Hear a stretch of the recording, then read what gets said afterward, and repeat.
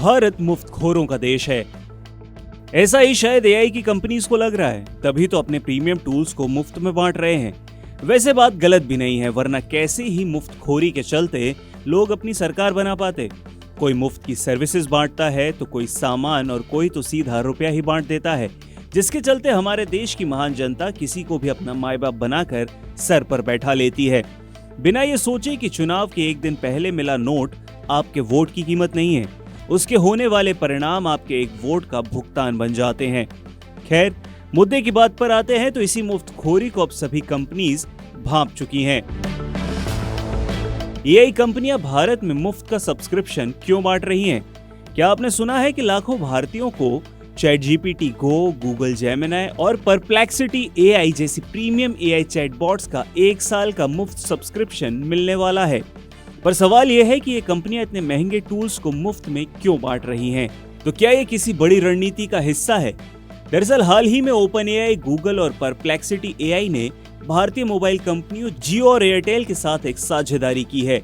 इन साझेदारियों के जरिए यूजर्स को AI चैटबॉट्स का मुफ्त और रियायती इस्तेमाल करने का मौका मिलने वाला है, जब वे अपना डेटा पैक इनसे खरीदेंगे। ये ऐलान तब आया जब दुनिया भर में AI की दौड़ बहुत तेज हो गई है और भारत इसमें एक महत्वपूर्ण नया मैदान बन चुका है।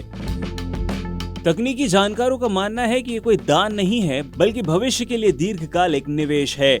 कंपनियों की रणनीति साफ है, भारतीयों को जनरेटिव AI की आदत डाल दो, फिर भविष्य में उससे कमाई करो। भारत में 90 करोड़ से ज्यादा इंटरनेट के यूजर हैं, जिनमें से ज्यादातर 24 साल से कम उम्र के लोग हैं।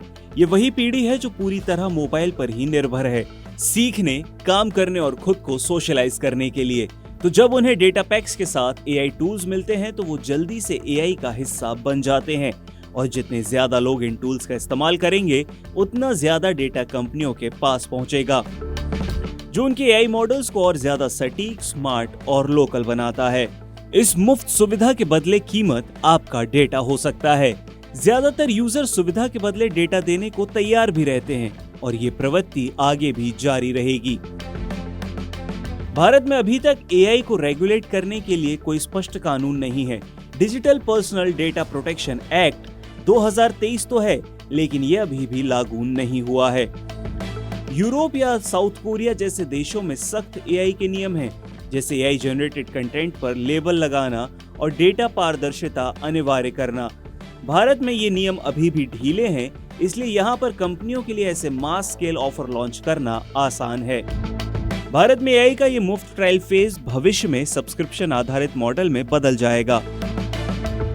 अगर सिर्फ 5% मुफ्त यूजर्स भी पेइंग कस्टमर बन जाएं, तो ये संख्या करोड़ों में पहुंच जाएगी।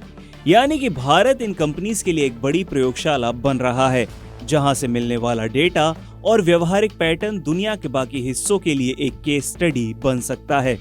तो अगली बार जब आपको किसी डेटा पैक के साथ मुफ्त AI टूल मिले, तो जरा सोचिए कि ये कोई फ्री सर्विस नहीं, बल्कि आपके डेटा की एक डील का हिस्सा है।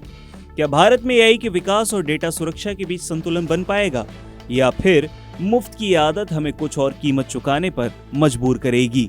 आपको क्या लगता है? हमें कमेंट करके बताएं।